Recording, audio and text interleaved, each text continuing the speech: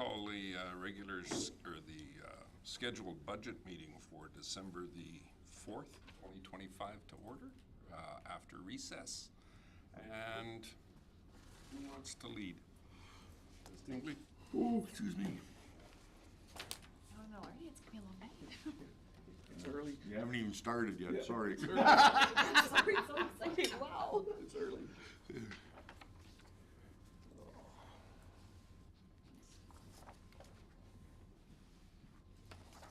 So picking up where we left off with the capital funding and financial pool. All right, so we're just going to talk about how we come up with how we fund our capital projects. So we identify our funding sources, whether it be through development contribution or levies. We've got grants, some reserves, and then our operating budget through tax and utility rates. Plus, we add in finance sources such as debt, and it gives us the funding or financial pool. So explaining what this funding pool means. So for long-term capital planning, forecasting funding sources is a critical step. So all funding sources combined form a municipality's funding pool. Debt adds to the pool capacity, but it's not a funding source. So debt is a financing source. So a good analogy I used last year that I'll reuse this year is debt. An example of that is you go to the bank to take out a car loan. So it gives you the ability to purchase an asset, but every month you still have to make those payments. So the debt is not the funding source. It just helps us, float the loan. Or float the project. So if debt's utilized, the ultimate funding source must be identified. So through our operating budget, we have our debenture payments through operating in the budget, in the departments that they are applicable for. So debt's a financing tool. It's funding from taxes, utility rates, user fees, developer levies, community intermunicipal partner contributions, and other. So the debt limit of a municipality at any point in time is, in respect to the municipality's total debt, 1.5 times the revenue of the municipality. And in respect to the municipality's debt service, 0.25 times the revenue of the municipality. So this is the value that we get on our financial statements every year from MNP. So when we go over the 5-year funded, we'll have the debt limit there that's directly from our financials.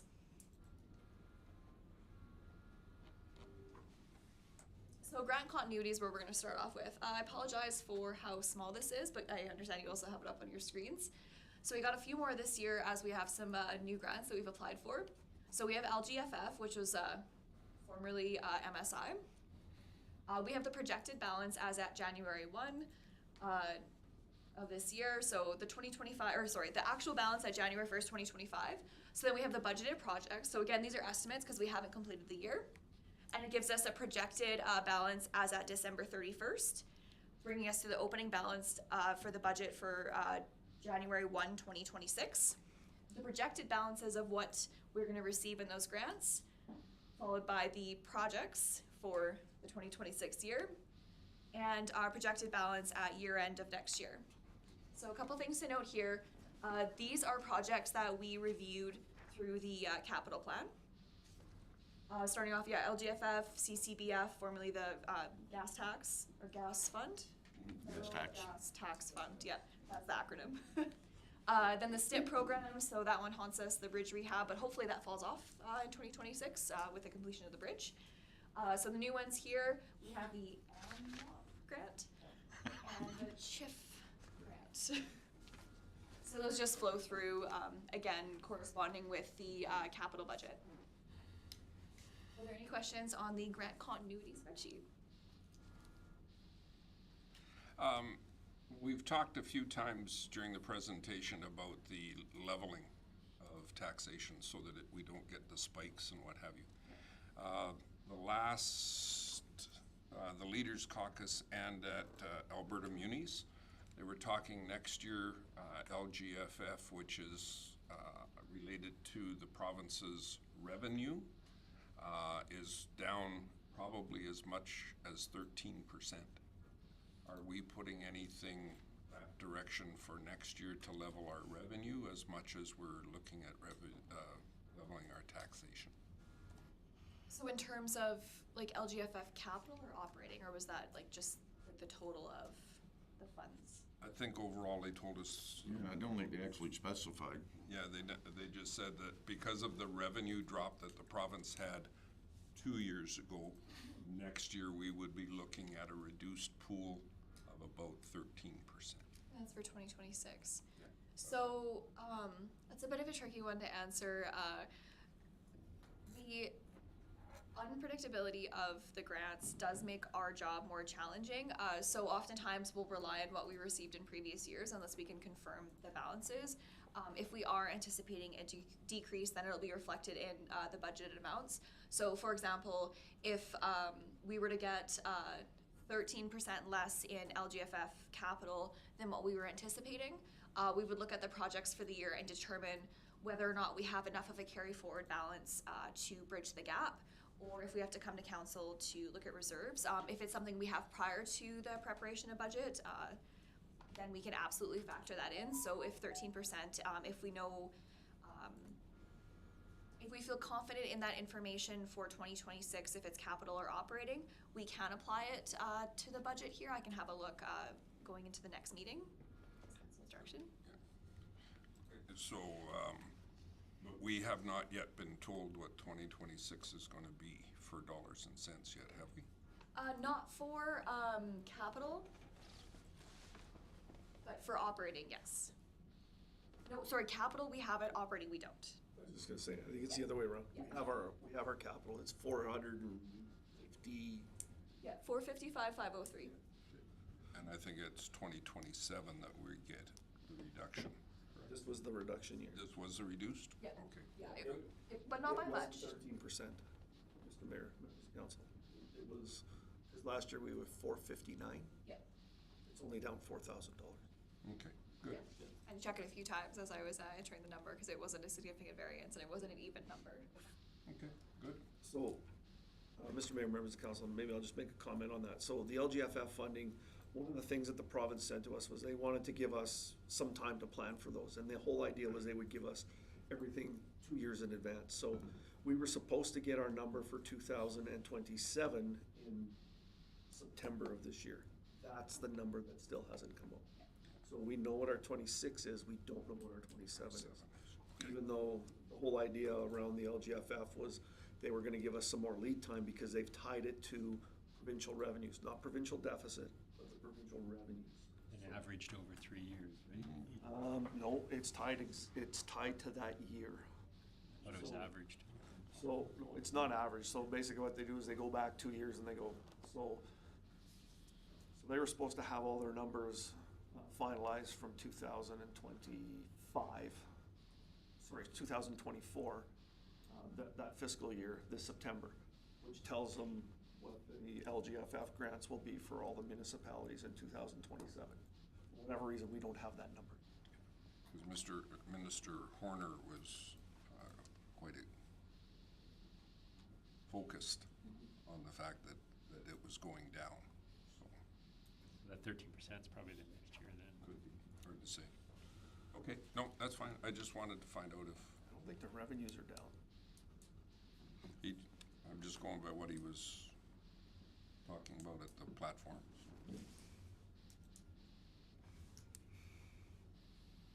Alright, so I want to take this opportunity again to dive into the differences in the grants, just LGFF and CCBF, as those are the ones that are recurring year over year at this time. So as I mentioned earlier, LGFF is formerly MSI, so the 2026 allocation is 455,503, so that's a decrease from the 2025 allocation of 459,000. So eligible projects include purchase, construction, development, betterment, rehabilitation, and non-routine maintenance of capital assets. So other eligible projects include studies, plans, system-wide reviews that directly relate to capital infrastructure, relocations and adjustments of associated utilities. So one to note here is the minimum LGFF funding required on an application must be at least 10% of the current year's allocation. So for that year, this year, 2026, it's $45,550. CCBF, the gas tax fund. So this is intended to cover capital costs only, and it can't be used for maintenance cost, operating, debt reduction, or replacement of existing municipal infrastructure expenditures. So operating. 2026 allocation is unknown at this time, so we budgeted based on the 2025 actuals, so the $178,458. Funding can be carried forward up to 5 years if unused. may be used to fund municipal portion of provincial grant programs that require a municipal contribution unless doing so is prohibited by that program. Fund may not be used to fund municipal or provincial contributions of federal grant programs, which is interesting. So with the balance unknown at this time, with $178,000 estimate, you'll notice that for CCBF, we still have, so again, the actual project costs are unknown right now for December 31st. So the carry forward balance may be higher than what we have, but even still, if all remains the same, we still have a $33,714 buffer. So if for whatever reason that project does come under, we still should be within that project, and if not at that, or within, sorry, that fund, and if not, we would come to council for alternate funding methods for those projects. We have no reason to indicate at this time that CCBF would be significantly less than what we've received in previous years. So I'm just gonna pause there and see if you have any questions on grants before we move on to reserves, because that's a little bit more of a Maybe just one comment on the bottom bullet point where it says funds may not be, fund may not be used to fund municipal or provincial contributions of federal grant programs. So even though our, the Canton Housing Infrastructure Funding Program grant that we applied for, you can stack money. You can't use this grant fund can't be used to match any of those dollars because you're matching federal dollars. And the reason you can't use it as provincial matching is because the agreement with between the federal government and the provincial government is this actually flows to the provincial government first before it gets to us. And that's part of the Alberta sovereignty legislation and keep the feds out of municipal contributions. This is all based off of kilometers per road. Mr. Mayor, members of council, that's what it originated as. I don't know if that's still the formula. Because I know there was some talk about some additions to that grant program coming, but we still haven't got the details out of the budget that was just released by the feds. Because quite frankly, even though the budget passed, the bill that enacts the budget has not been passed. And they don't expect it to be passed before Christmas.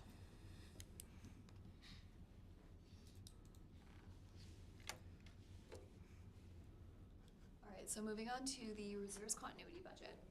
So again, with the same caveat with the grant continuity is the reserves continuity, where the current balance would be at, it's the projected balance as at January 1st, 2026.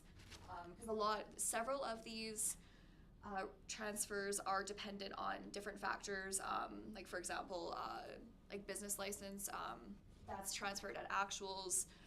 Same with transfers out related to like the downtown revitalization grant, like cemetery, things like that. So the current balance is a projected balance as at January 1 of next year. So I'll start at the top with council expenses. So we have the council election expenses that are added in. Red indicates that it's money going out of the reserve. Black is money going in. For the red ones, I've indicated whether or not it's capital or operating, so it's easier to differentiate between the two. So council election expenses, we have the $37.50. So that is the estimated cost of the election over the 4-year term per our reserve policy update.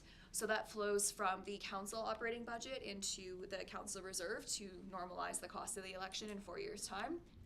This may change next year once we have finalized hard costs on the election, once we've had a thorough review of it, but this is slotted based on what we've received so far.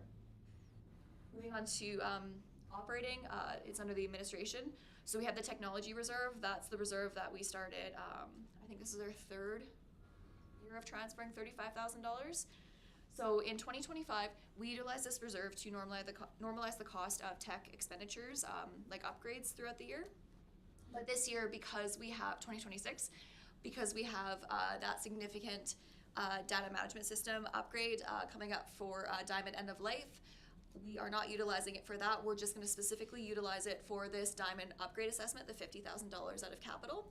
So that gives us with a carry forward balance in that account of $9,521, and then additional bucket just slotted to administrative building for 5462, giving us a total of just under 15,000 in that reserve projected. Moving on to the lease building. So this was another new reserve that was established through the reserve policy update. So this is the lease revenue of that lease building just over here, less the expenses to operate it. So that would be utilized for future non-recurring expenses to the municipal buildings as indicated in the reserve policy. So like this building, the lease building,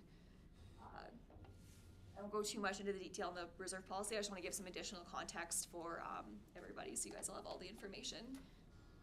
Moving on to fire. So this transfer is per our policy, so it's the sales, use air like quotes here, sales less the vehicle expenses for the department. And we do have, we are utilizing this as well for the security system improvements under capital to upgrade across the street for those gaps, as we did have those break-ins. And then there's still a bucket there for like the general building, giving us a total of $232,900 and change in that reserve account. Moving on to disaster services, no change in disaster services fund. Bylaw, again, no change. We still have that $30,000 reserve for the, a future replacement of the bylaw truck. We just have no additions to that flowing in at this time.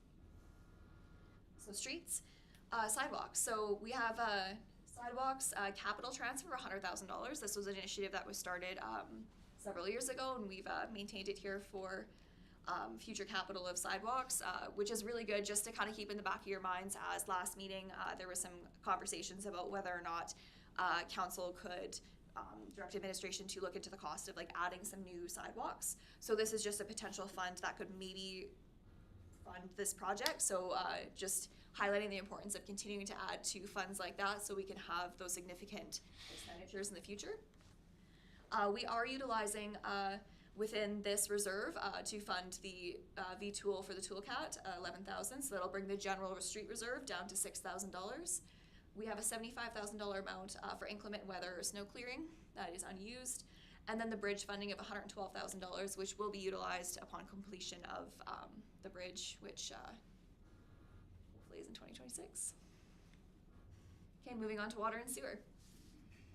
So this fund is for water and sewer capital upgrades. So we have the franchise fee for water and sewer. So that was the Fortis franchise fee. There was a split between different departments. A portion of it went to water and sewer. We also have the utility infrastructure reinvestment rider, so that's 40 cents per cubic meter. We have that annex land transfer from admin, so that was to allocate the change in taxation revenue as a result of those annex properties. So this is the second year that we're seeing this, and this is part of our 10-year capital plan. This is something we're going to dive into at future council retreats so that we can just assess the feasibility of this long term, and also make sure that everyone on your side of the table understands the program as well too. We want to get everyone up to speed on that. So again, that also ties into the debentures. So we had those Pembina Place debentures fall off, so we add the debentures back into the reserve account that fall off, and then underneath you'll see the offset transfer for the debentures, the new debentures.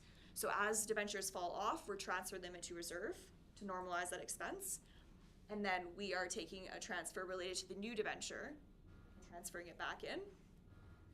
Again, that's going to be something that we go over in our council retreat, so everyone has a good understanding of it.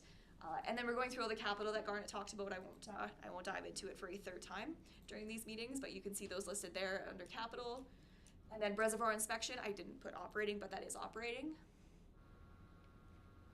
And so that reserve account is at $80,419. So you'll notice we started out with a balance of 115, and we're ending with 80,000. So that's one reserve account that we are utilizing at a higher rate than we're putting back in. But it's allowing us to get a lot of capital projects underway. Sorry, one more thing to note here. So you'll see the water main repairs under operating. So that is one of those amounts that's budgeted. The transfer is at actual, so that's one of our emergency amounts. So on the other side of it, we have, in the operating expense, we have $25,000 expense related to water main repairs. So what we do at the end of the year is we look at the actual expense of it, and then we offset the actual expense with a transfer out of reserves. So that's why some of these balances are projected at January 1, because we don't know that actual transfer right now. Are there any questions on this portion of the reserves? Yes. I'd like to have the conversation reference to fire, since we are gonna be going into it, cause like, if I'm not misunderstanding this, that 238,000 is supposed to be going towards a new truck. And are we gonna sell it? Keep it? Keep putting money in for a new truck or what? I know we're going into the negotiations. Yeah, so- It would give you Absolutely. clearance. I've voiced my opinion on this one before. It hasn't changed. I won't reiterate it right at this moment, but at the end of the day, this will be council's decision and something that we can definitely talk about in relation to agreements as we're moving through. So certainly we're open to any and all feedback in relation to the place across the street. So the building, obviously, we operate and maintain. The engines, as we all know, are contracted to Sturgeon County, and so it would depend on what council feels is the right thing to do in relation to that agreement. Mr. Mayor, members of council, I want to be careful what I say here, because as noted, we are going into our negotiations, and I really don't want to tip our hand about, where we might be wanting to go with this. We're closed if you That's what I want. was thinking.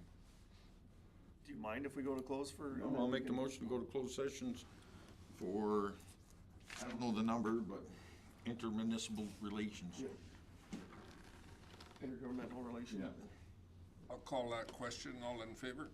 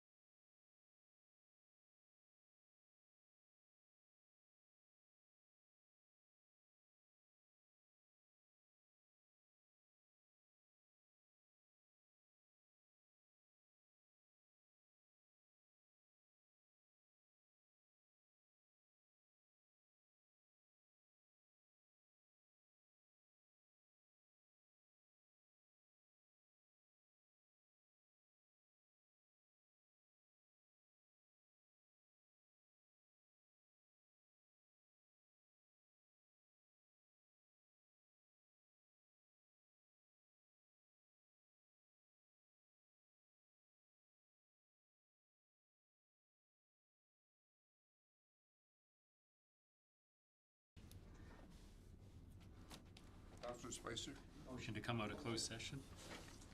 discussion? All in favor? That's carried. All right, so pick it up. Back in your hands. Thank you, Ms. so much. Tingley. So, Allegra, I just want to make one comment on this. So, Mr. Mayor, you had a kind of a question, I believe it was on Tuesday, about in our capital, if we didn't fund some things out of our LGFF, we could use that to fund some other things. Yes. So that is correct, and I think, here's a concept that I want council to think about, and I'm not suggesting it one way or the other, but, so all the things in red there are what we're taking out of our reserves. And I think the important concept here is we are generally draining our reserves, and I think this is the second year that we've taken out more than we've put in. Right, so obviously that's not sustainable long-term. So when we talk about the other capital items, Mr. Mayor, you are correct. There's things in here that we don't have to necessarily fund through reserves. We could choose to fund them out of our capital dollars, right? We'd have to get creative about whether it be LGFF or the CCBS? CCBF, because under the LGFF, it's a minimum of 10%. So you'll see some of those numbers don't work, right? Because we'd have to, I think our minimum spend is 44,000. But if we wanted to do some creative things and we said, you know what, these are important that we want to do, but we don't want to drain our reserves, there are some different ways we can fund that. So I just wanted to bring that up for council to think about, because it is an option. It's not the way that we're presenting this, but it is certainly an option. But remember, if you do that, it doesn't affect your tax rate. All it does is affect what the end balance is on your reserve account. It doesn't affect the tax rate for 2026 as it relates to what we're talking about. So just wanted to bring that up. I had a specific plan in place that we can talk about. Okay. Because I'm on the same street, I don't know if everybody else, but I'm on that same street that I can only take money out of my bank account so many times before the bank says no. And if I don't put money in, I'm in trouble. So if we're pulling out of our bank account regularly, it's just kicking the can down the road, I think, is the current phrase used by many municipalities. You know, and I think, you know, the other thing is some of this stuff, you know, I'll throw my bias out here. If we don't do it this year, we gotta do it next year, right? And so if we don't do it this year, we're kicking the pain down the road. And you've probably heard me say this, you know, starting last year. When we forecast and we look at our 5-year, our 3-year operating and our 5 and 10-year capital, there's 5 hard years here that we got decisions to make. I don't think the next 5 years get easy, but I think they get easier as you go down the road. It's getting this balanced off so that we're not draining it, and slowly getting our utilities so that there's less tax requirement to fund that, which then allows us to use our tax dollars to fund our operating and not our capital and not our utilities, right? And that's, you know, in a perfect world, we wouldn't have tax dollars, or we wouldn't rely simply on grants to fund our capital, but that's where we're at right now, and that's what we're trying to get to, 100%. Then we can start to figure out how we wean ourselves off of grant money as 100% of our capital costs. So we're just gonna make our way down this continuity budget. So cemetery perpetual care, probably the most exciting one here. So we have a $400 transfer every year. It's just per our bylaw. Again, it's for sales as we have new occupants of the cemetery. We also have a portion set aside for the columbarium for ECDEV. So this is one of the estimates that we talked about. So the current balance that you're seeing is the projected balance at January 1 of next year. So we transfer, and this was a new project as of 2025.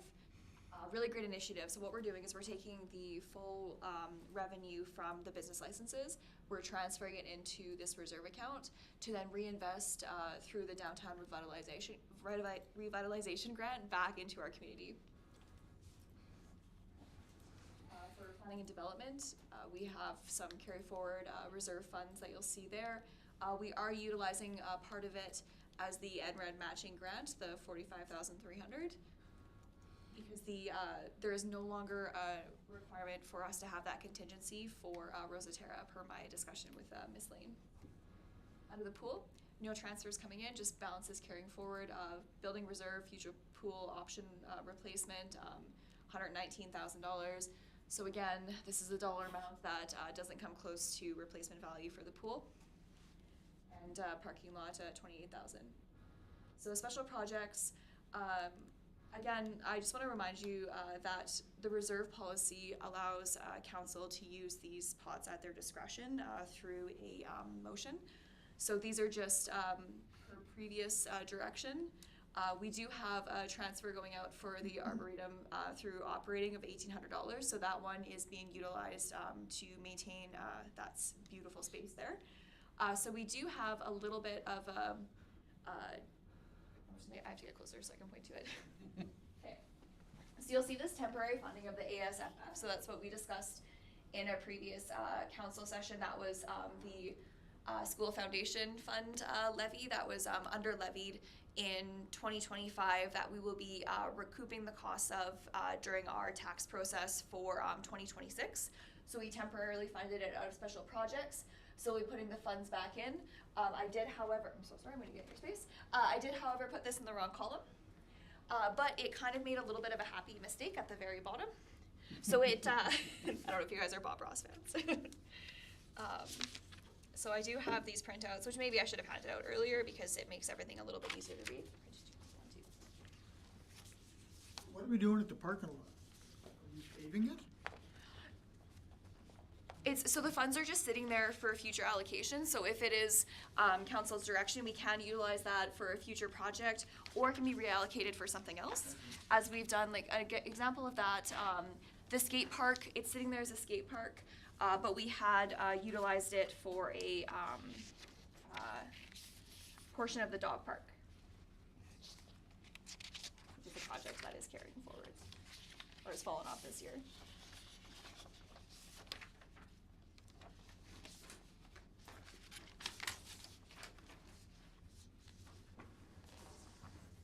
Yep.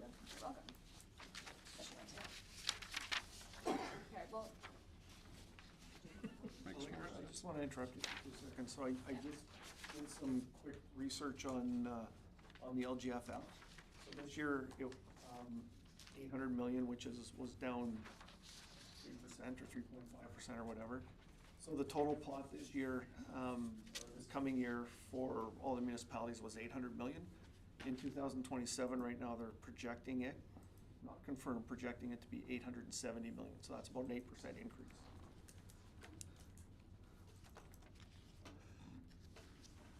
Which is contrary to what we heard.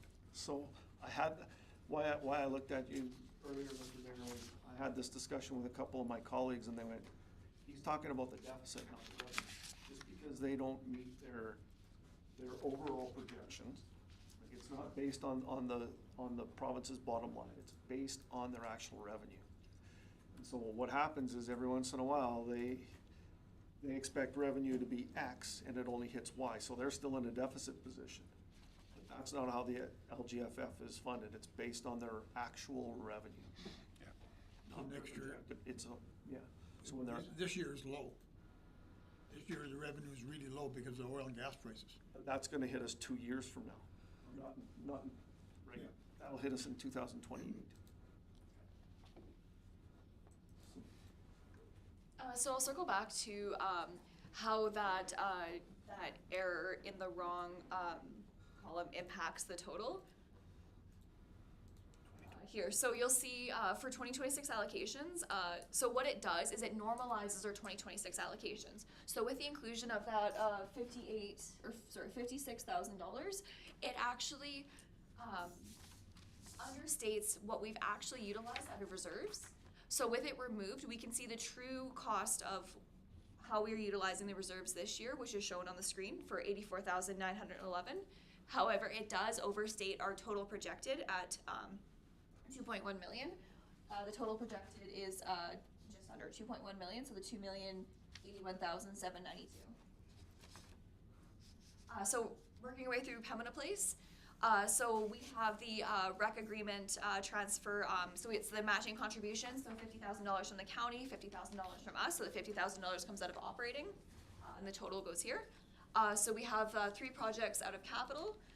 The $85,000 for the accessibility lift, the ice edger at $9,000, and then the electronic lock upgrades at Pembina Place for $30,000.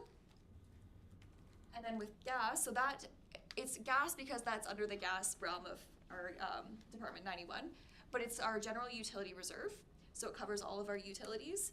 So we have the UCI fees as budgeted, plus the garbage dividend. So a reminder on the garbage dividend, several years ago we renegotiated our garbage contract and it came in at a slightly lower price than what we were charging, so we kept the balance charged to the residents as is, and then we took the difference of that and we funneled it back to the reserves to reinvest in our utilities. So that's what you'll see there. So you'll see this account, we're funding a significant amount of our capital and our operating, including our Big Bid event, which is an inclusion in 2025 to be funded out of this account, so I've included it this year as well.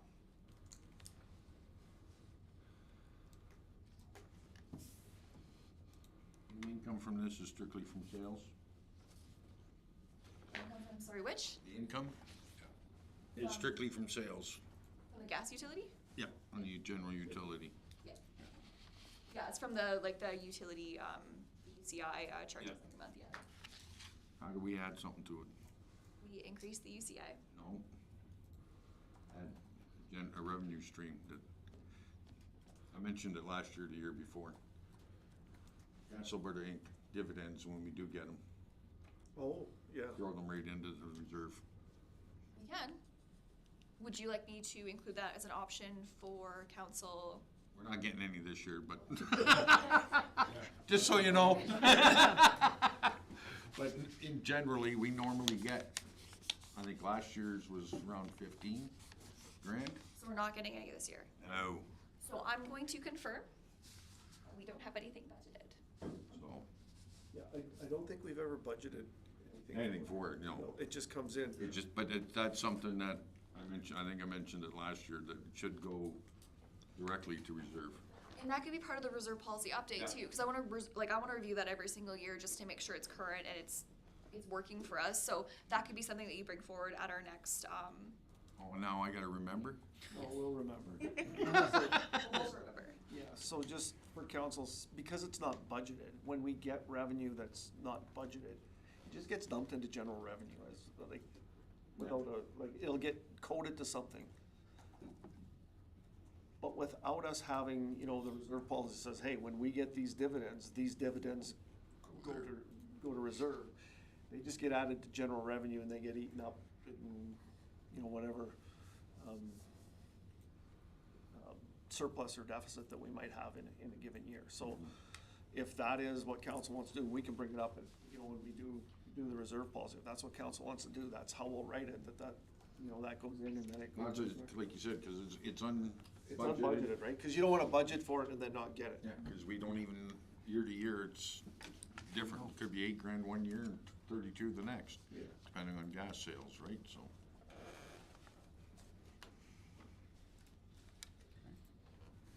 Anything else through to the liquor?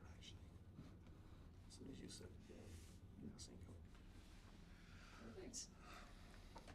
And so this is just those planning off-site levies. Nothing too significant to discuss on this topic. It just shows the balance as is.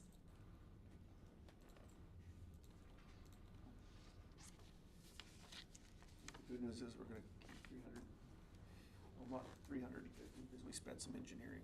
Yeah, so, the, 35,155 is my last So looked might at be it. A couple more thousand, because we did the tender and maybe a little bit more coming out of there.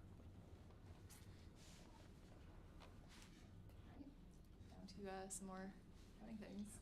So, If I could ask, that 2024 pump house engineering, that's that last debenture that we have kicking around? yeah, so that's that was an error on my part. I should have removed that because that was a future, or that was a prior 2024 amount. It's just kind of tough with how these are presented. I just don't want things to fall off and then have it totaled, because it's not the same as like buckets. So that in 2024 we funded that project out of planning offsites levies, and I just want to include the In 2024? Yeah, Those is engines. that for the new pumps in the water distribution? Generator. It should be the generator. MCC? Pump house engineering, okay, CC. MCC, and it cut off. okay. Can't open the cell any bigger. So it's not that other one that we have kicking around. When does that one end?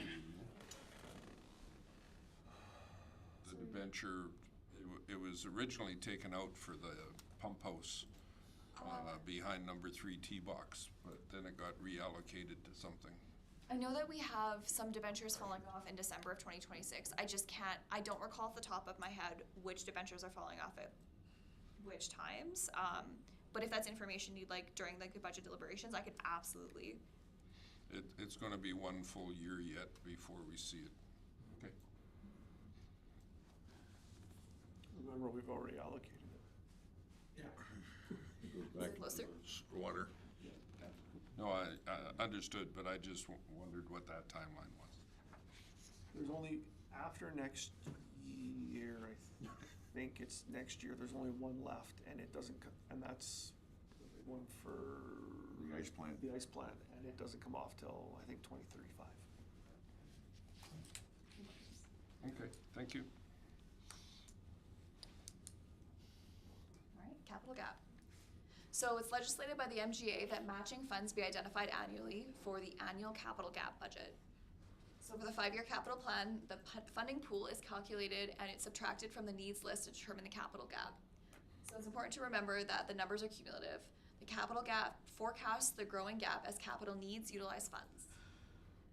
All projects approved annually must be incorporated into the forecast to ensure that the gap is not underestimated as approved projects reduce available funding.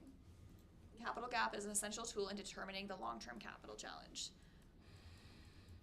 So this brings us to our 5-year capital plan. So we made some assumptions regarding future grant funding, just because it's difficult to know what funding we're going to receive year to year, as you know we've identified earlier in this presentation. So where applicable, we've assumed that grant funds have remained constant during the 5-year plan. Established town reserves are included as a source of funding. Reserve strategies through a 3-year operating plan have also been included. We review the debt capacity available for any capital gap. And we just want to confirm that the 5-year plan can be funded. But we're looking beyond that. We do have a 10-year plan, but for the purposes of this MGA requirement, we are funding 5 years.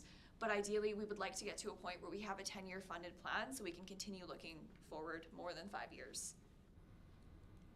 Other funding strategies available other than debt include other grants, ensuring annual additions to the town reserves for future projects. We want to make sure we're not draining those, taxation, and community contributions, so looking for donations.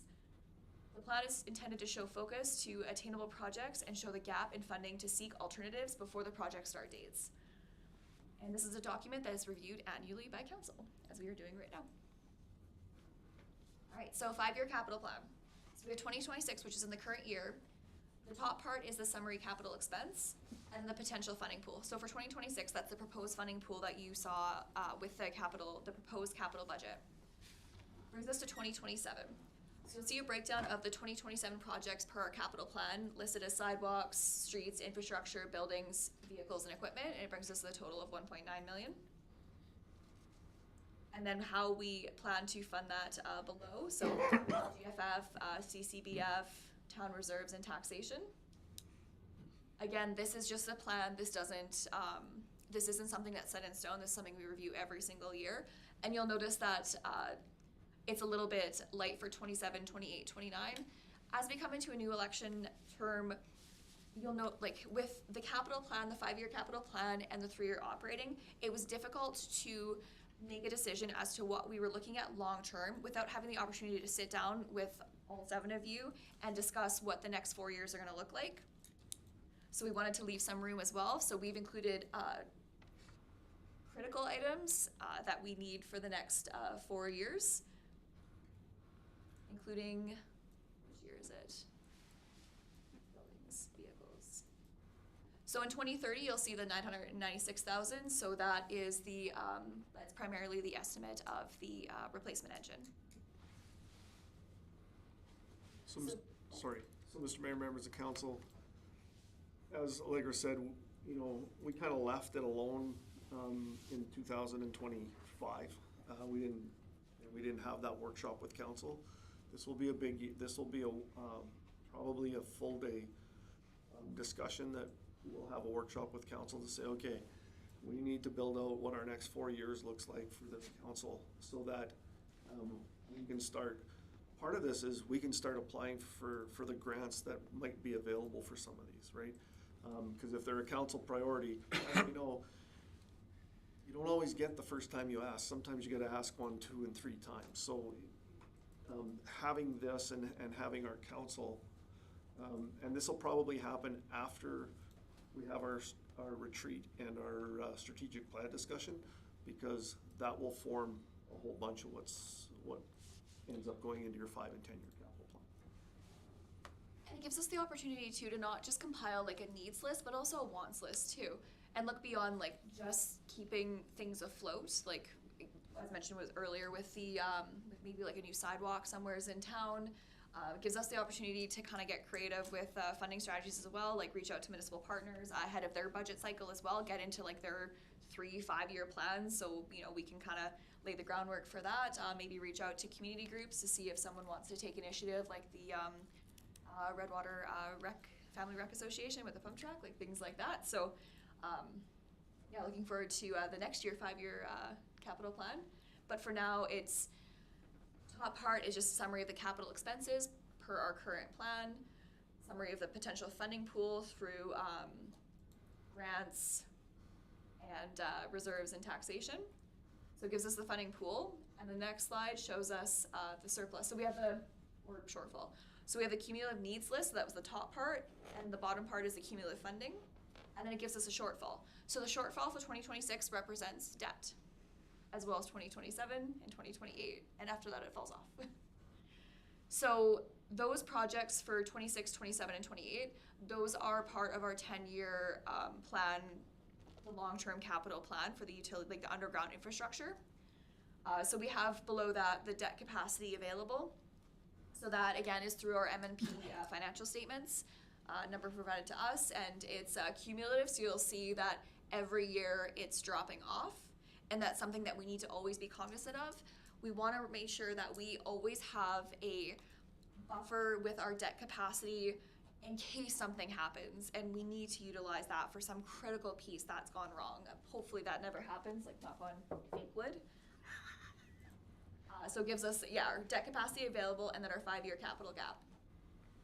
Below is just other funding strategies outside of debt. So I've increased the franchise fee. I've left it at 0 because we plan to utilize it at this time to offset future policing, but that is something to consider. We could increase it to potentially fund future projects. Maybe we have some creative naming rights for Pembina Place and the swimming pool to help with the upgrades. Taxation, capital contribution, utility rates, capital rent or user fees, maybe some partnerships with Sturgeon County or ICF agreements. So we do have lots of options for funding strategies. We just have to know what is coming forward so we have the time to look into alternatives beyond taxation. When does the naming rates come up on? 27. 27. January 1st, 27, or? I'd have to look at the date, but I think it's mid-year if I remember correctly. November, I think. Got two of them squinting now. I can get back to you on that one. It is 27. That's for the Pembina, sorry, the whole building? Yeah. Yeah.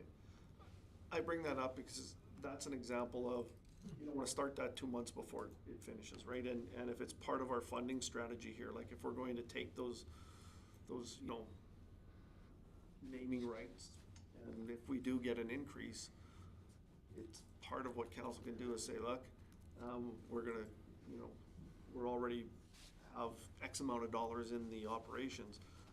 Any increase we get in that, you know, we're gonna put away for future, right? Use it for other things. It doesn't have to go into this year's operating. Right? And those are the important conversations to have as we put this 5 and 10 year plan together. Because like I said, we as administration can start working on what that looks like and who do we need to talk to get that underway. As an example, you know, we've really already kicked off those discussions with Pembina to renew their naming rights. You know, they had the event back in September where they had I forget what it was. Breakfast with the, Breakfast Club of Yeah, Canada. Breakfast Club of Canada, that's what it was. Good memory. Don't ask me what it is. And, you know, the people that we needed to talk to from Pembina were all there. And so, and they are absolutely, I wouldn't say waiting for it, but they're expecting it. How's that? go ahead. The pool's not included at this point, is it, in any of that? So we could start that now if we wanted. It's certainly one of the things that we gotta talk about is, you know, what are we doing? Are we holding it together? Are we saying, you know, goodbye? Or are we looking at, you know, a total rebuild? Right? I mean, you could have naming rights now for advertising for the next little while, and that could be part of the funds that you're starting to put aside for it to be future. Yeah. So just when we're talking about other funding strategies, how come we're not, and especially in regards to industry, as we talked about in our orientation with Tim, why are we chasing industry dollars based on our proximity to industry, like we discussed in that? Are we even looking at that? I would say we do chase industry dollars right now. Yeah, Pembina being the prime example, and our programs are, you know, without our industry and our businesses, our special events. a little bit if you like. Yeah. So at the moment we have the ODR naming rights with Nutrient. They over the last 3 years have given us about I have to double check the number, but I want to say it's 20K to do upgrades there. We upgraded the netting, the lighting, we painted it. So all of that done through that funding. So I'm talking beyond that, right? So the county gets taxes from industry, right? So based on how that's split up amongst us all, it's not. It's, they won't. it's their taxes. Yeah. So I know we brought it up in our orientation, like specifically about, because I know Fort Saskatchewan has done it, right, to grab more of those Strathcona dollars because of proximity to Heartland, right? So I'm just wondering if we're thinking of pursuing something like that. That's the ICF. That's the ICF. That's what we're talking to Sturgeon County about, but that's part of the ICF. Picture deal. Yeah, okay. It's on a whole nother level. And basically, I don't know the number exactly, but currently we're getting about 380,000. From the rec Yeah. agreement. Yeah, so 50,000 as a shared capital investment, and then I believe it's 285 or just over 290. 330, so. Yeah. So they give us that amount of money in total. 50 of that we have to match in a reserve for Capital. You see there, The that rest we can Sturgeon split. ICF agreement, Yeah. 100,000 across there. It is. It's very light. Not as light as they'd like it to be. I'm sure. It used to be much later. It was a lot lighter. It used to be, a couple of years ago, it was 80K. Remember when it was 40? We got a significant bump. We're not where we need to be yet. Well, it's kind of like the library funding too, how it works out. pretty thrifty. So that concludes the capital presentation. If you have any questions at this time, we can discuss them. Otherwise, we can move on to what I suspect is the 3-year. You suspect, you're running the show. Miranda is. So Here. as far as I can see then, we're about 28,000 that we're taking out of reserves and not replacing. Is that about the right number? Short. So that's the 28,000 includes the add back of that temporary funding of the under levy, the 57,000. So it actually, to normalize it, if you remove it, it's the original number that's incorrect from the presentation, which just throws off the total projected balance. So if we didn't have the add back for the under levy, it would show, I think it was 87,000 we're utilizing total, or 81,000. So at the end of the day, how much money are we taking out of reserves that we're not putting in? The original amount in the presentation. So on our, 87. that's, Yeah, but the true accounting value is the 27,948, but that, again, that includes like the addition back, so it, so we either gotta come up with 2.5% approximately to cover this, or we gotta raise taxes by 2.5%. yeah. And right now, it's, we still have, healthy reserve balances in the ones that we're utilizing, but this is the second consecutive year that we've been taking more than we've been replenishing them. 2 years for sure. I could look back to see if it's 3. I wouldn't be surprised if it's more than 2 years. So if we're going to continue in this way, we have to look at other strategies to funnel money back in. Sorry, some of this is speculation with regards to the fact that we're gonna get NRED. You know, and that's what, 45, 50,000 we gotta match? Yeah, absolutely. You know, so some of this may not even come to a fruition in 45,000. the long run, so we could be. Ahead. If it does come to fruition, you gotta make it up. Yeah, then we're 87, but if not, Yeah. then only If 40. you or- don't plan to make it up, you're in trouble. You gotta have the dollar value there in the event that the grant is approved.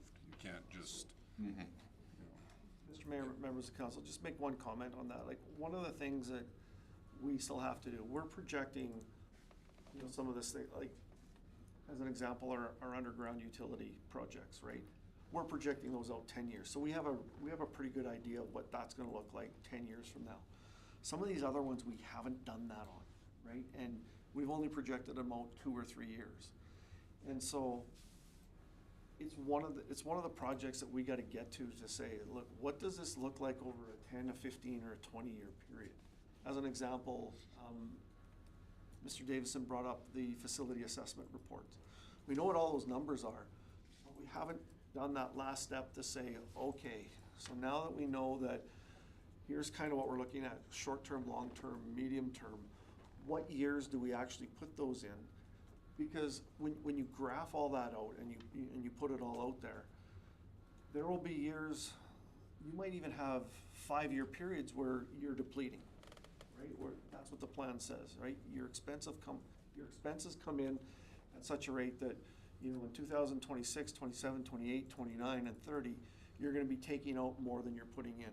But then in years 2031, 32, 33, 34, that's when you're starting to replenish, right? You don't necessarily have to replenish it, you know, the year after you take it out. Like, and I'll give you an example. We did this at Parkland County, and you know, we had 6 major apparatuses all due in 1 year out of all of our reserves. There was 3 fire trucks, 2 graders.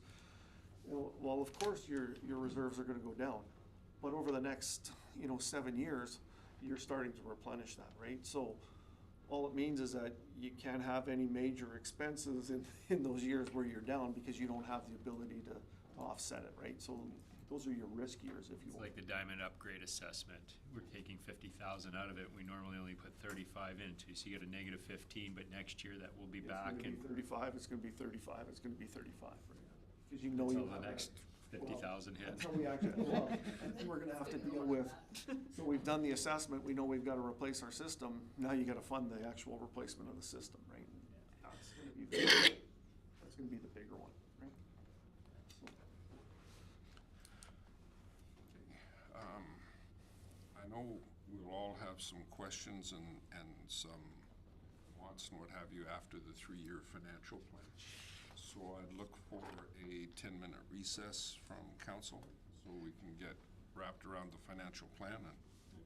Recess, Your Worship. Thank you, Councillor Cosby. Discussion? Works for everybody? All that question, all in favor?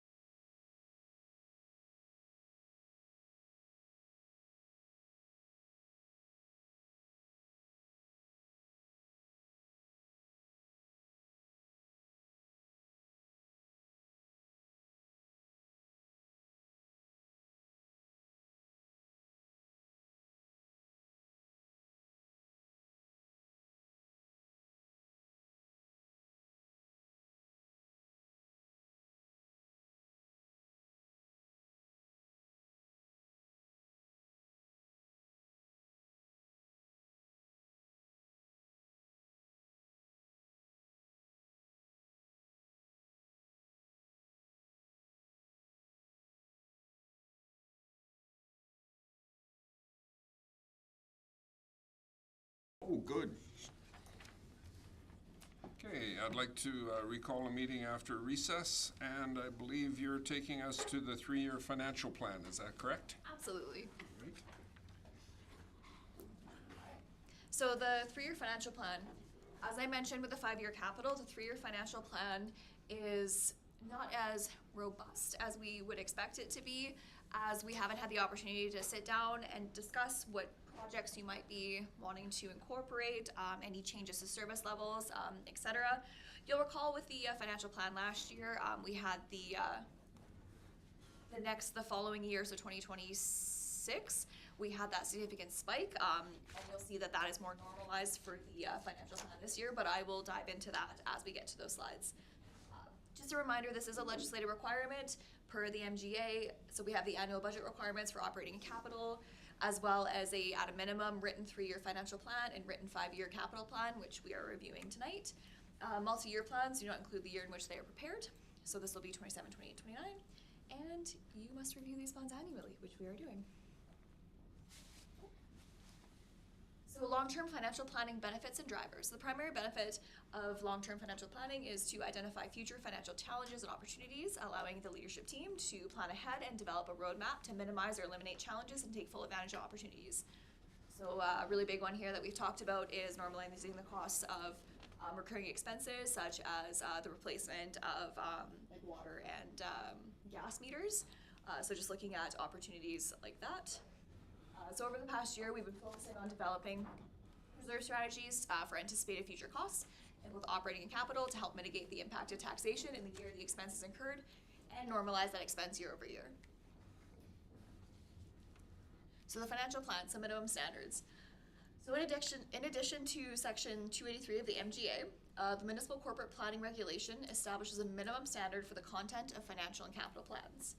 So the regulation provides that the 3-year financial plan must include, at a minimum, anticipated total revenues and total expenses by major categories. That's why we have those buckets. Anticipated annual surplus or deficit, anticipated accumulated surplus or deficit. So to meet the minimum legislative requirement, a 3-year forecast must be completed. So the intent is to develop a plan. This is not a multi-year budget. Again, just a plan. So some forecast drivers. So we start with the 2026 budget that we are developing over the course of these few weeks. We add an inflationary factor, a growth factor, some service change, specific service changes that we'll highlight in this presentation, and then we arrive at the 2027 plan. We do the same from the 2027 through to 28, and then 28 through to 2029. So the budget approved in the 2026 calendar year, right now, includes the 2026 budget, plus the operating plan for 27, 28, 29. Again, operating plan, not operating budget. We made some assumptions over the next 3 years.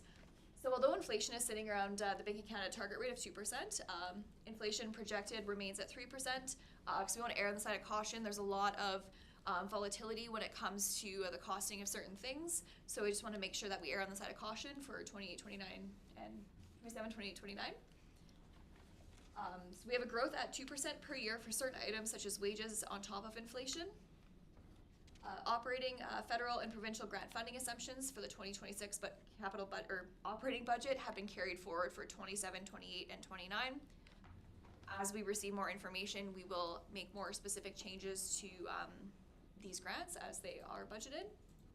So policing costs were anticipated to rise 36% on April 1st, 2025, with a 1-year deferral, but no further information still has been received outside of costs increasing around the 30% mark, which we've incorporated into the 2026 operating budget. Sorry, I lost my place. There we go. So we have an additional loan maturing in December of 2026, and then 2 more to follow in 2029. But we have the budgeted amount for these debentures have remained the same as they are part of our capital borrowing plan, because we're filing those back through reserves to normalize or to offset the cost of the new debt that we are incurring with the underground infrastructure. We have increased the Fortis franchise fee to the proposed 12%, and we have that remaining constant if it does come into force for the 3-year operating plan. Continued recreation funding from the county rising with inflation per our agreement. Increases in assessment in 2027 are tied to balances provided from Tanmar Consulting for 2026 development, and there have been no major changes predicted in service levels. So a summary of the changes over the 3 years. So you'll recall last year in his presentation, for 2026, we had that really scary 13% increase. The intention behind that last year was to have all of the budgets that all of the projects that we had deferred from 26 or 25 to 26 and things that were coming up in the first year, so that we had to have a look at them to then prioritize them going forward. So we have done that and found a way to normalize them from 27 to 28. However, for 29, that was a difficult year to forecast, as we haven't had an opportunity to sit down and have those conversations with you through our retreats. So that is artificially at 1.1% of an increase, which, I mean, it's unlikely that we're gonna see that, so just a caveat there. So in 2027, some major annual service changes. So items that have been removed, the feasibility study costs and related NRED and matching grant revenue through economic development. The tech purchases that are budgeted at this time through Community Services Administration, FCSS, and Utilities and Public Works. Again, this is as is budgeted. This will be updated as we make changes throughout the budget deliberations. Items that have been added for 2027, we have some uniform replacements and increase in training costs for bylaw. Because bylaw had that induction course in 2025, training costs have been reduced in 2026, but will be back up to $1,500 in 2027, just to ensure that training remains current for that department. We also have $74,000 in electrical bays, wash bay upgrades, epoxy coating across the street. $1,000 increase in the STARS contribution, also under fire. So that is to get us to the $2 per capita as per council's direction. And then an $1,800 in project management training through Pembina. And that is how those changes are reflected on the financial statements.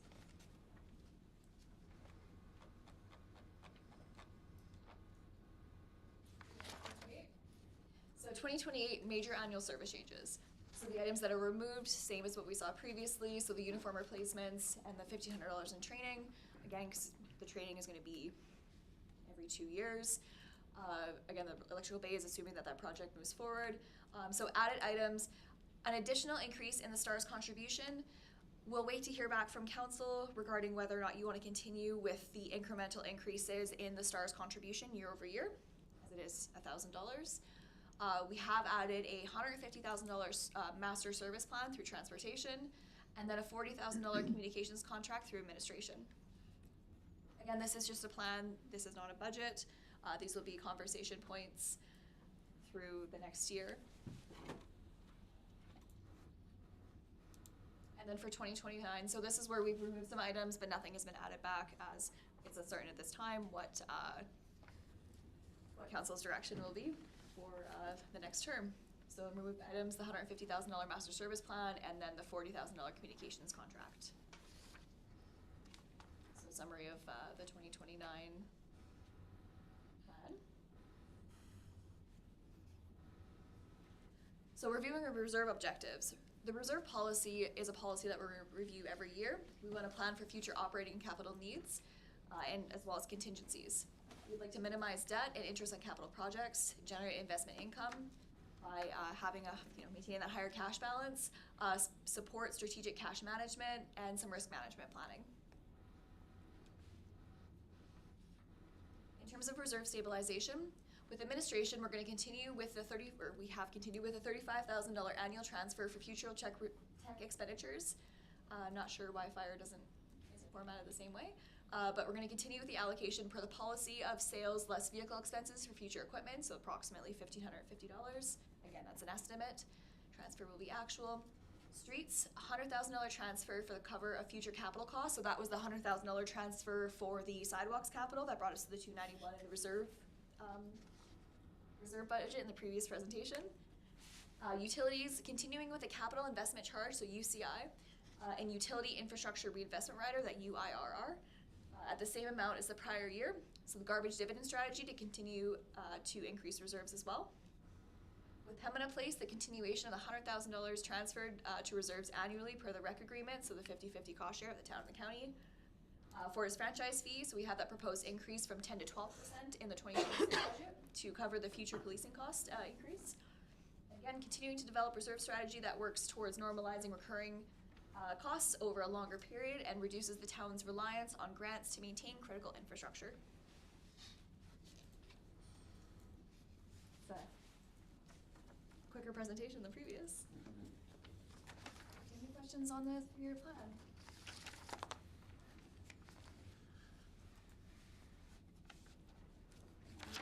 Just a clarification on the amortization, it's 1.4 million, and then you've got a 30,000 service change? What, So, Page 9. sorry, which one? Page 13. 9? Page 13 on mine. Oh, okay. Is this one here, 2029? Right there, 1.44 million amortization, 30,000. That might be on every, no, that's on the 3-year. on every of them. plan. Yep. So that's just anticipating like future expenditures. So amortization is kind of a tricky one when it comes to, because we have to budget for amortization, but it's not actually, it doesn't have any impact on taxation because we're not gonna reduce that to come to like our net income. But we still have to factor in any changes to amortization. So service changes would be like purchasing new equipment, new underground infrastructure, situations like that. So we just want to factor that in just so that we're cognizant of that. But again, it's really difficult. I mean, realistically, we could probably tie it to our 10-year capital plan, but that is just such a fluid document that it would change over year. So we just have it at a set Maybe it's amount. just the category service change. Yeah. It's a little, yeah, it's a little, Okay, I understand. good catch though. If you've added more equipment or whatever, you've got to amortize it, and it could be Basically, the net 30,000 increase different. of your tangible capital assets. Yeah. Yeah, exactly, like straight line over the life of the asset per our TCA policy. with regards to that, would we spend $600,000 putting that water line in? Where's the actual tangible asset dollar value at? Amortization. Yeah, it's in the amortization, but what would that, like, we spent 600, what's actually going on paper as infrastructure amortization? The cost of the asset. So it'd be the 600? Yep. Yeah, so it's the cost of the asset and anything to get it like ready for use, like whether that be freight, whether that be construction costs, engineering costs, so it's like the full Okay. cost of the It all asset, goes so. in, Yeah, that's, I was wondering what, if it was just the pipe. $150,000 for the pipe, you know, was what I, okay. Yeah, and that's something actually, it might be worth just like diving into the TCA policy in one of our committee meetings. No. Just to review it, just so it's like kind of fresh in everyone's mind, or perhaps a council retreat topic, because I love talking about accounting policies. Well, because the treatment of We capital. love hearing them. Yeah, I know, as Garnet's eyes glaze over. But it's interesting because municipalities do treat it different from industry. Instead of, because it's on a cash basis, but then we do like a year-end adjustment to like capitalize it, to move it to the balance sheet. So it's really interesting. So it could be a good conversation for council retreat. We can talk about tangible capital liability. We can all be like Mr. Trump. No, we're not going to make up new accounting terms this evening. Anything else from Ms. Ting?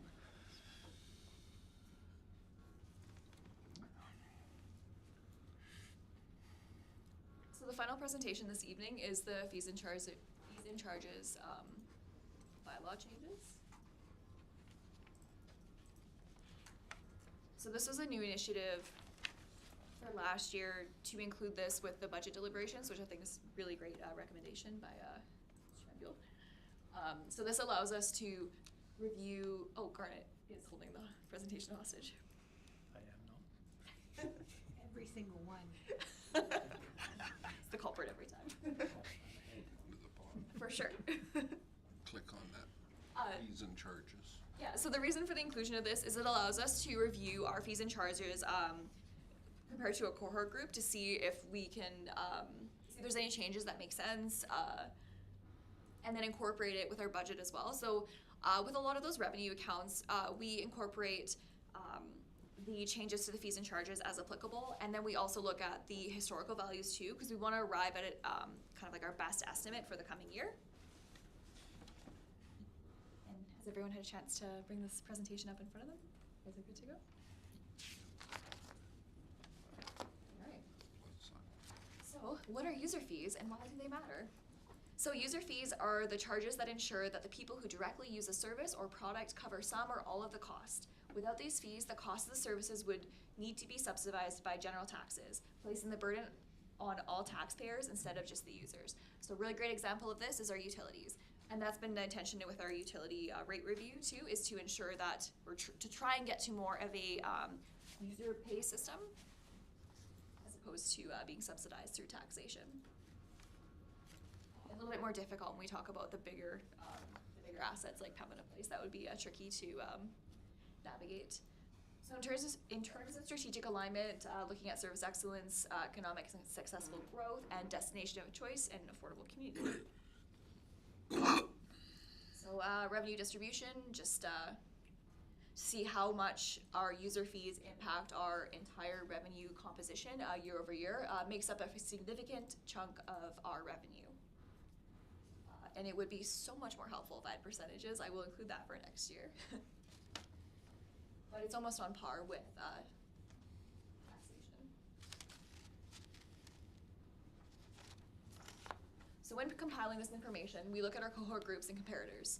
So the comparators provide a benchmark to ensure our fees are competitive, aligned with the community, aligned with community expectations, and they're reflective of the service costs. So they support consistent and informed decision making. Not all services or fees have applicable comparators. For these, specialized data sources are used. We do have a tricky time comparing our gas utility, as that's something that's unique to us here in Redwater. So per our policy 227, our cohort group is Bonaccord, Gibbons, Legal, Morinville, Crossfield, Fort Macleod, Penhold, Millet, Pitcher, Wembley, Beaver Lodge, Calmar, McGrath, Rimbey, and Tofield. So for services without direct comparators, gas utilities, Coronado, Thorhild, Smoky Lake, Saco, and so we have outdoor pool, Thorhild. Who else has an outdoor pool in the area? So a summary of the proposed additions. So for planning and development, I do have it on one slide because it was a bit easier. For Pembina Place, it is a different attachment. So for planning and development, we have the current amount along with the proposed amount and the reason for the proposed change. So starting off with I have to move a little bit closer because my eyes are not that great. So starting off with signs, so the base fee, current amount is $2,500. We're proposing $100 per 3 signs. For additional signs, we had the current amount of $1,500. We're proposing $50 per each sign. In terms of statutory documents, we have the new area structure plan review. We have just some minor changes there. So 4,000, proposing 3,000, redistricting or rezoning application, 2,000 down to 1. Land use bylaw amendment, $1,500 down to 1,000. Residential discretionary use or variance request, $400 per application. Commercial, institutional, industrial, $500 per application. And then intermunicipal subdivision and development appeal board fee will be $300 per application.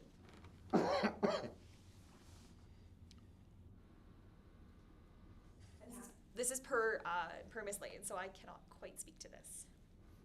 Was that changed? Because that one's done by the bylaw. Which one? The subdivision. Appeal board?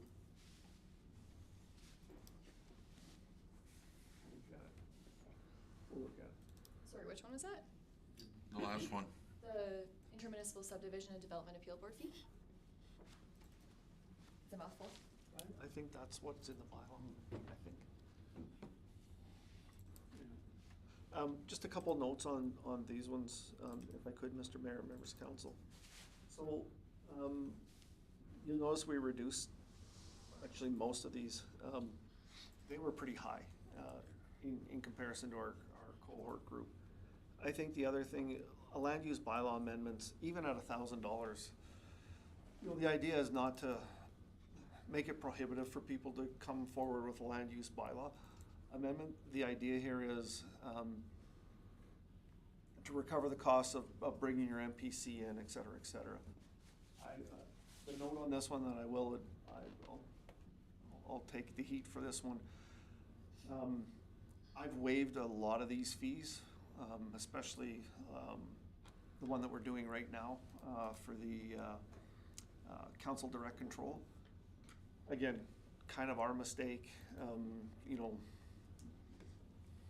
not totally our mistake, but something that we probably would do a little bit differently again the next time. Plus it was paired with some of the other, administrative recommendations that were coming through. So, you know, these ones I'm fairly, like the land use bylaw amendment, those kinds of things. I'm pretty liberal on using the discretion that's in our bylaw for me to waive fees when appropriate. But these are, a lot of these are pretty high, like a redistricting, rezoning application at $2,000. If we want to spur development in our community, doing rezonings at 2,000 isn't helping us. Just leave it at that. Anything from council?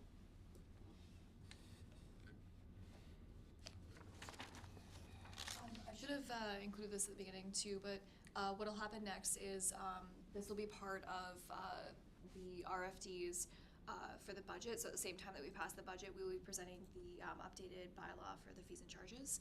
So if there's any questions or concerns or any changes that council would like to see, like, please let us know so we can incorporate those for December 16th. So outside of Schedule D, the bottom one, just confirming that that is per the land use bylaw. The proposed amounts will be included in the update. So for the swimming pool. Again, really still font.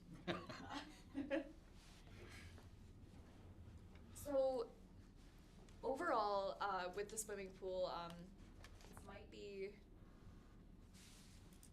not too sure if maybe yeah. I was trying not to put you on the spot, but I was making direct eye contact. So do you mind speaking to the proposed changes to the swimming pool? Yeah, so when I did comparisons with our cohort group, when it came for our individual admissions into our pool, we're right on par, meaning our teens, our youth are over 65, they're $3, $5, $7. They're all on par, but some of our bigger rentals were not comparative in that aspect. So I just did a 2% increase until we can get on par with our cohort. So one of the things that we saw, and our previous council members will remember this, we had a review of this about 1.5 years ago, and we had to do some fairly major jumps because we hadn't looked at it for quite a number of years. And so one of the things, as Ms. Tingley alluded to, we said, well, we have to make it more representative of what our costs are, and rather than having these big 6 or 7 or 10% jumps every 3 or 4 years, incrementally put it in wherever we can. And I think, as Charity has said, we're not totally on par with all of our cohort group right now. But those those 6 and 7% increases don't always kind of fly. So incrementally put it up there until we get there, and then we can monitor as we go through to try and keep our rates. I think the idea here is you got to keep them competitive with our cohort groups. But we got to keep them real for our public as well, because we still want our facilities used. And I think, Charity, the one change that we made for this year with the arena and how we charge no-shows for the arena. Yeah. There is one group that's not happy with it, but for the most part, our groups, they understand.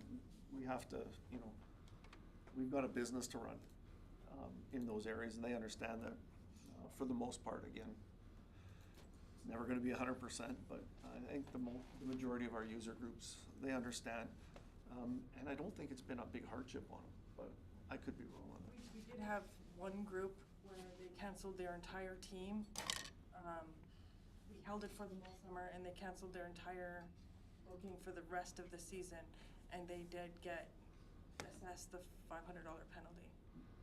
But they didn't argue it, they didn't even, nothing, they said, okay, we'll pay it, so we'll take it. And we sold that ice. And we sold that ice. Made the comment that 2% to kind of catch up to where they are, how far off we are, because if they keep raising theirs, how long before we catch them? That's what we'll monitor as we go through, right? Because again, every municipality is going through the same thing that we are, right? Like, you know, again, inflation is back to, I know people will argue with me on this, you know, it's coming back to something that's reasonable. Like, it's not in that 7, 8, 9%, or 6, 7, 8% that it was 2, 3 years ago. But inflation is really hit and miss depending on what you're buying, right? Like, there's some goods that there's zero chance it's 2%. Like, you bought a pound of beef lately, it's not 2%, right? So that's why we got to be careful with that, you know, saying, you know, and I think Allegra put it really well in her presentation.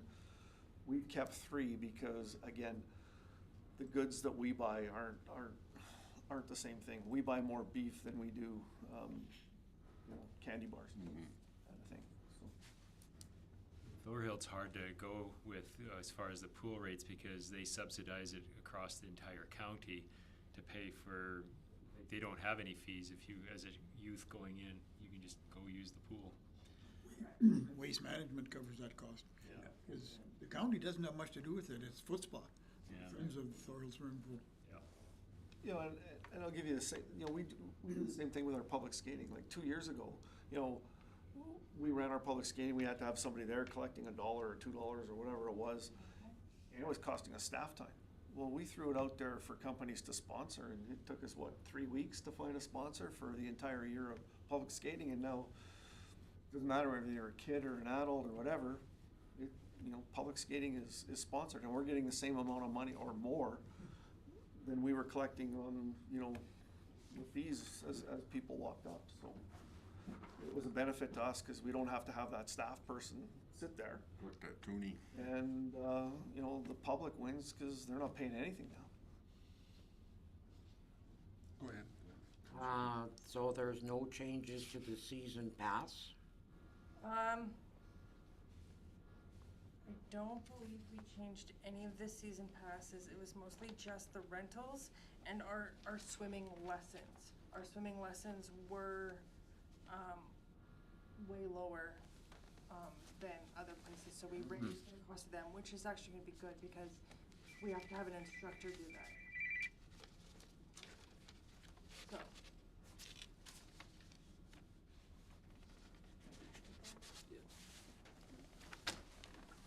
But even at 2%, you just go line by line and see the incremental increase. It's $1 to $2, so. I'm here for 3. I stand corrected. 2 of them actually, Dave. Yeah. The sponsorships, it's like, But we have tried to project these new rates into our revenue Yeah. in our budget. Reduction.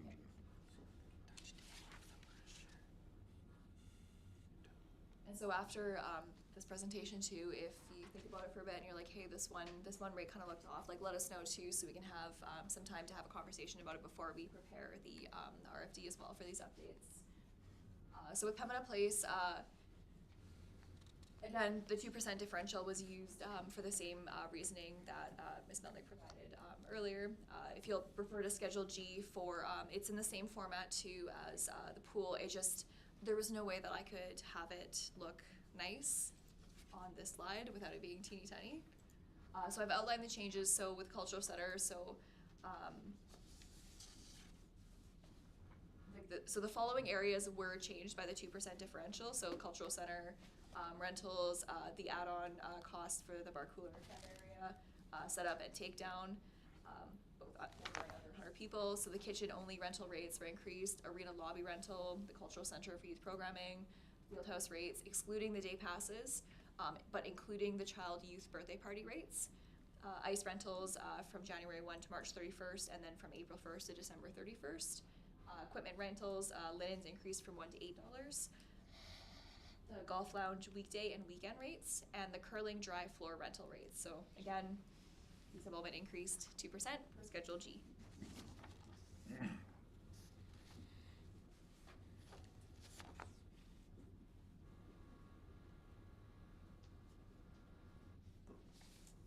Talk about Pembina Place for 2 seconds. I think, Jeremy, you and I had this discussion, you, Garnet and I. One of the things that we're finding is our damage deposit number. Of course, as costs go up, so do, but we haven't touched our damage deposit fees. And it's one of those things that this year we're gonna keep an eye on, and if it continues to go where it is, I would expect that we would come to council probably mid-year to change, to up our damage deposit. And unfortunately, and I'm gonna say this out loud, unfortunately, the biggest culprits seem to be our in-town rental groups. You know, the bride and groom who come from Edmonton generally not a problem. It's not that we haven't had any problems, but generally they're not our issues. But we've had some fairly major damages out of our local rentals. There. Yeah. So no proposed changes this time, but potentially. But we are monitoring that one very closely. Just a quick question, because it just doesn't seem to make sense. Your kitchen-only rental rates, and then you've got a cooking and non-cooking. So If you're in the kitchen, you would think, but people that rent the kitchen just to serve stuff that they've picked up at IGA or other places, and they're just using it to serve the food, not actually prepare and cook the food. So that's the difference. So it's cheaper if they're not actually like cooking the turkey as opposed to picking up the roast beef at IGA and bringing it in. okay. Makes more sense than reading it.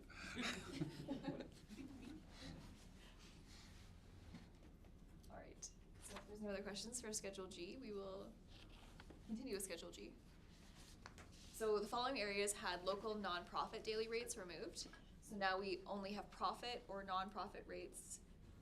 So kitchen-only rental rates, again, cooking and non-cooking, arena lobby rental, fieldhouse day passes, and hourly rentals, and then again, see attached for total changes in red proposed for Schedule G.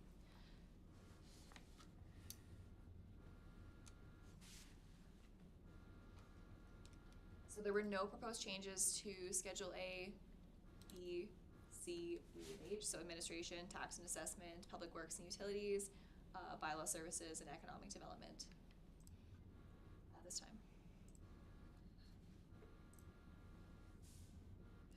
Go ahead. We're getting rid of, we're not distinguishing anywhere between local and non-local not-for-profits? We are in some areas, such as the cultural center when it is a level 1 with liquor, but when it comes to like a lower cost one, it didn't make any sense because the non-for-profits were getting it at 75% subsidized. And when you take a rental that's only $40 and then subsidize the 75%, it's not even worth us doing the paperwork at that point. We might as well just give it to them for free. Well, it's certainly not covering any of our hard costs. For sure. And if you guys end up doing the math, some of the math might not math. On any amount lower than $20, you can't do a 20% or 2% increase because you'll just stay at that cost forever. So those ones did just go up $1, just to make it even, just to eventually get it so that it will increase.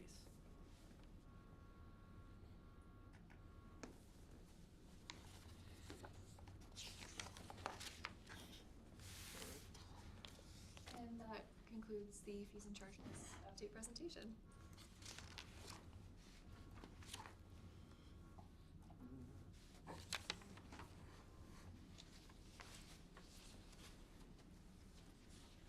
Anything else you'd like to present, Mr. Van Buell? I think just reiterate, what we're trying to do here is get away from those larger jumps every 3, 4, 5 years whenever we look at it. Try to look at it every year and and make those incremental changes so that there's not a big hit in any one given year. Council, questions through to administration?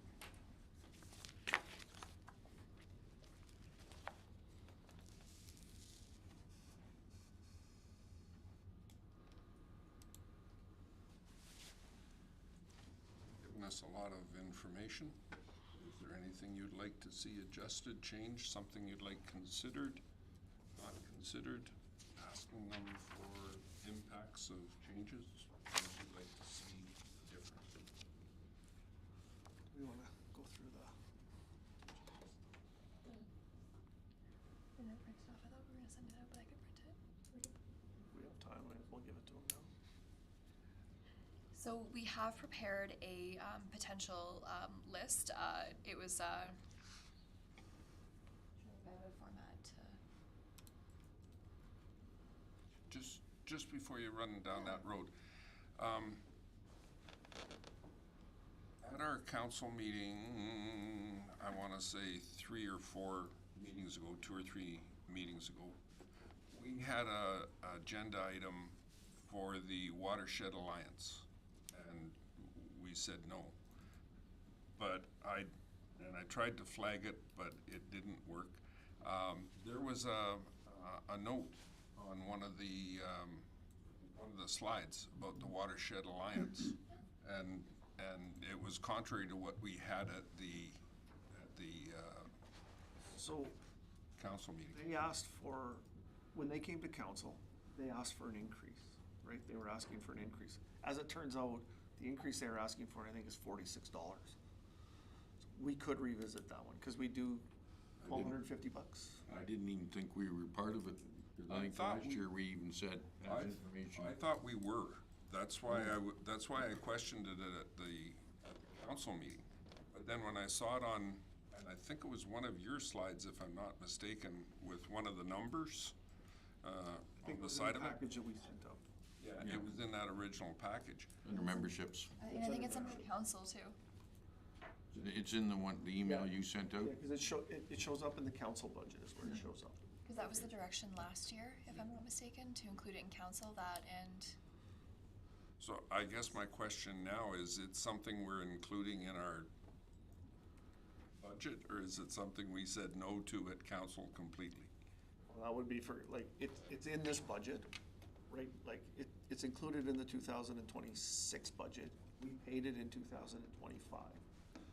Council would like to take it out, and it's one of the things that we flagged as a potential elimination. No, I just had that conflict of, said no and yes. Because I thought last year we even said no to it. I know we said this year we accepted it as information. Yeah. So, you're trying to think last year too, aren't you?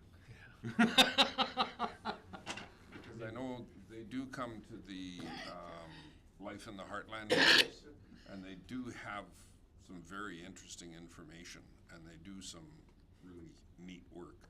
But as I say, I thought at council we said no, and then I saw it in the presentation, so I just wondered, are we in or are we out? That's what I wondered. I think that's where the confusion was, is where we said no to the increase, but we're still a part of it. And I think we were assuming as council is that, no, we're out. I think that's where We can still make that decision. I think that's where the confusion was. And you haven't been a member of the Legion for the past 3 years, so. 2 years anyway, so there's $45, and it's 50 now anyways. Will you take 60 in cash? And I apologize for interrupting you, but go ahead, please. You said you had a list. So, sorry. We have prepared a list. We do have some time. If you want to give us 10 minutes, we can give you some copies, and, you know, I'll tell you what, it's a start. Again, you guys might have some more. We can talk about them tonight. We can wait till Tuesday. Your wish, I guess. You know, we're into the answering the tough questions now. You know, what does if we do X, what does that mean? If we do Y, what does that mean? Right, like now that we have included in that list, I believe, is now that we have the request from the library board for their 3% increase. Yep. So that's an add, right, if council wants to add that, so now we get to, So you'll need a few minutes just to put that together? yeah, I just have to reformat it out of my it's working in a paper. spreadsheet right now, it's part of a spreadsheet, so. Just an idea, send it to us tomorrow, and then we can discuss it Tuesday and have the 3 or 4 days to look over it. And we may, like, I know myself and Mr. Smith were talking at lunch, a little bit more of a breakdown of some of these numbers that you sent us out today as well. Yeah, absolutely. If you You let me know. know specifically which ones too. Yeah, just, you know, like they're $400,000 for contracted services, but then you get, you know, what's in that? Because then you get engineering services and general consulting services, and just more of a breakdown in those numbers. But then that would, to me, I think it'd give us time to hash over everything with what we have on PowerPoint, the emails, and then whatever Ms. Tingley's gonna give us tonight. And then our own plans, A or B. Yeah, and I think the other one, and I'll go back to the capital, that'll be one of those ones where if council wishes to do anything like that, we're gonna need some time to move those to figure out how we can move those numbers and which ones can be moved and which ones can't, because we're gonna have to dig in a little bit more into the grant details before we go, yeah, we do that, and then find out in March that, oh, that's not eligible under this grant, or, you know, it doesn't meet this threshold. What I was looking at when we were talking about that earlier, and I said I had a thing, I was actually stealing your idea from the water project, where we could lump a few things together into a general program as opposed to identifying them. So if you had anything that was sewer, that could be the sewer project and might qualify for the grant, as opposed to this sewer line, that sewer line, or this sewer line. So that was my question, was, is there a way to amalgamate some of those individual projects to create a larger plan? For this year or for subsequent years? For, to take some of the reserve dollars and say, for instance, on the sidewalk budget, take 80 grand out of the sidewalk budget for this year, because we had some success with the grinding this last year versus the fill that we used to do. And maybe that 80 would cover the reserves that we were shorting. It doesn't do anything for taxation, makes absolutely no impact, but it might just shuffle enough dollars to get that 10% threshold, so some of the LGFF could cover a plan. We just have to be a bit careful with that, because it has to be the same asset. So it could be, I just can't think of anything. In particular, I was thinking of the lift station rails and the lagoons project. So, Or as in rolling some of our expenses into capital projects. Yeah. So this is expenses. It was combining the capital projects together, so they're one project, so they meet like the threshold for LGF. yeah, still comes with yeah. I get what you're saying. They just have to be. You had it right. They have to be the same thing, basically. They have to be able to be grouped together. The other important thing to remember is that to meet the capital requirements have to be replacements, not maintenance or upgrades or anything along those lines. So sometimes grouping them together makes it look a little different than it is. that was my only thought, was if some of that, to help that reserve We'll put our heads together question. and see if anything makes sense but that's Right. gonna be a tough one, Yeah. Mr. Mayor, that's gonna be a tough sell. I'm always pushing a bunch of stuff to Allegra, and she's always pushing it back. And it's like it's a really great idea, and I appreciate always bring these ideas to us too, because it's we tried to kind of fit that as much as we could, and that's why with the I think it's the RPM mounted blower, that's why it was allocated to, is that CCBF? LGFF instead of Or, yeah, LGFF instead of CCBF, because I wanted the opportunity to maybe fund some smaller projects as well, and And that was just a comment. The only other thing I had right off the top was there's a line item for the derrick, and I want to know when it is we are next required to certify that. Yeah, I have that sitting on my desk. So it's one of those pieces, if I remember correctly, I'd have to grab the paperwork. If you got a couple of seconds, I can grab it. But I'm pretty sure it's 27. I'd have to grab the paperwork off my desk to be 100%. I was thinking it might be 29 or 30, but I wasn't sure. Yeah, I know we pushed it 1 year because we saw the price. So the company that did it last time, Hirschfield Campbell, I can't remember their exact name, but they're gone. And so now Stantec has it. When we got the quote, it's increased, I want to say about 300%. And so we looked at it, and I basically looked at it and put it on my desk. There was no way we were touching that. But at the end of the day, and so this is where it comes down to our risk appetite, because there isn't a legal requirement to have it inspected and have repairs done to it. It's a liability problem, and so this is where we get into council's risk appetite. So what are we willing to risk? What are we willing to do, and what are we not willing to do? An inspection is going to cost you the price of an inspection no matter which way we do it, because they're going to say this is what we do, that's included in an inspection, that's all we do, and or that's what we're going to do. Now when it goes up 300% and you look at the cost of it and it doesn't become feasible, then you weigh up your risk versus cost. So it's likelihood and consequence. We want to pull out a risk matrix and run through that stuff. It's brutal, but at the end of the day, that's what it comes down to: is that what you're willing to risk versus your liability. So. Would there be something through Heritage, grant-wise? Because it is, It's a good question. you know, because it's not a mushroom or a Star Trek landing pad. It's actually a heritage. Historical item. A heritage item.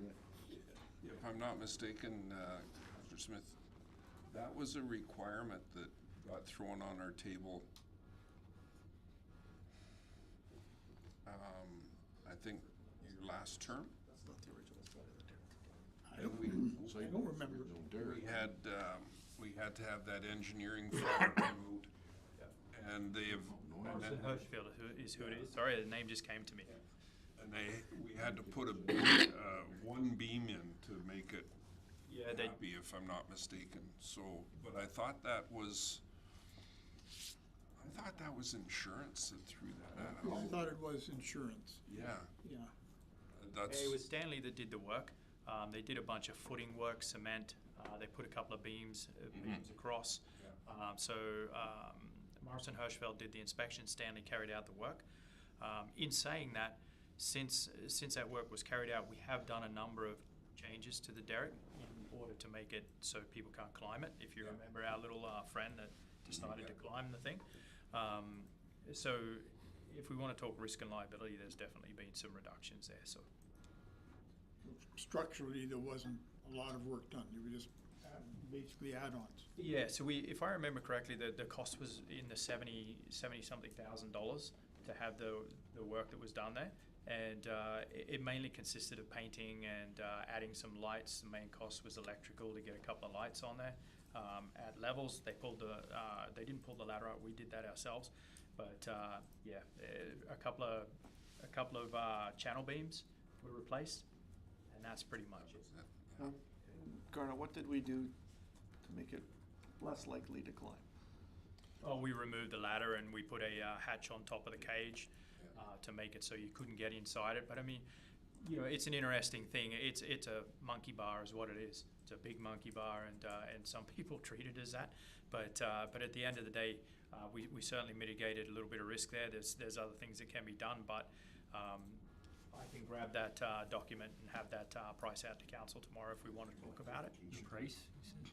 Yeah, the cost of the inspection. And that's just the inspection minus any of the work that comes from it. Go ahead. What's our ability to leverage industry to help us with that? Not so much on the dollar amount even, but even having their people or their contacts rather than, because you know it's municipality, 300% increase, oh, here you go. Whereas if industry were to step in and say, hey, we need you to inspect this for us, tell us what it's gonna cost, and then what is our ability to do that?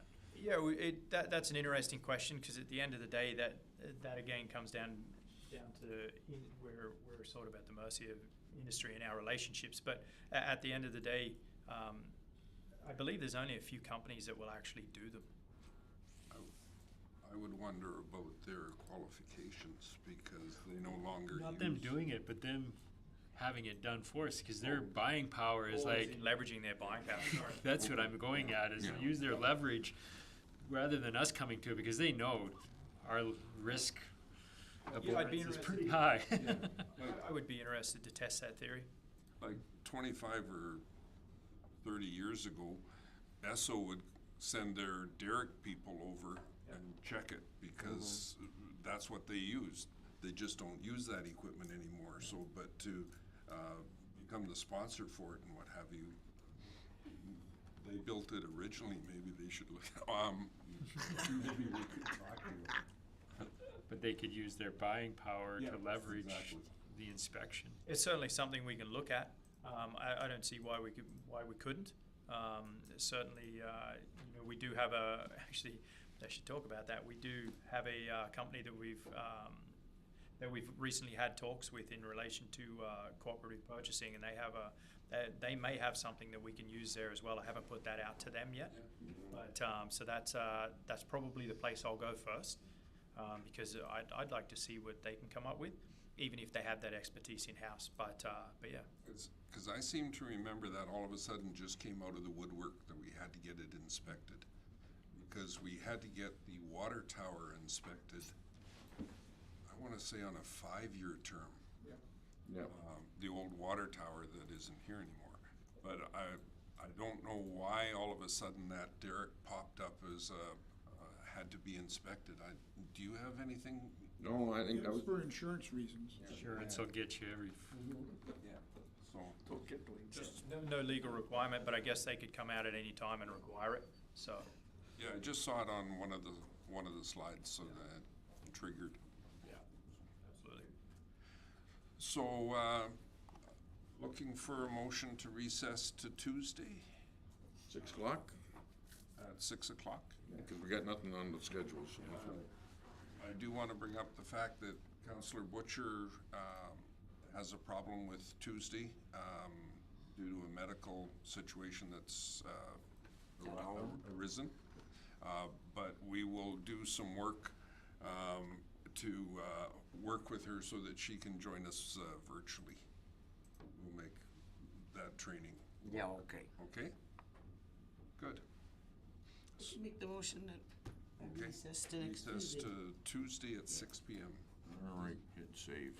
Discussion from council? It's in my calendar. Seeing any, I'll call that question. All in favor?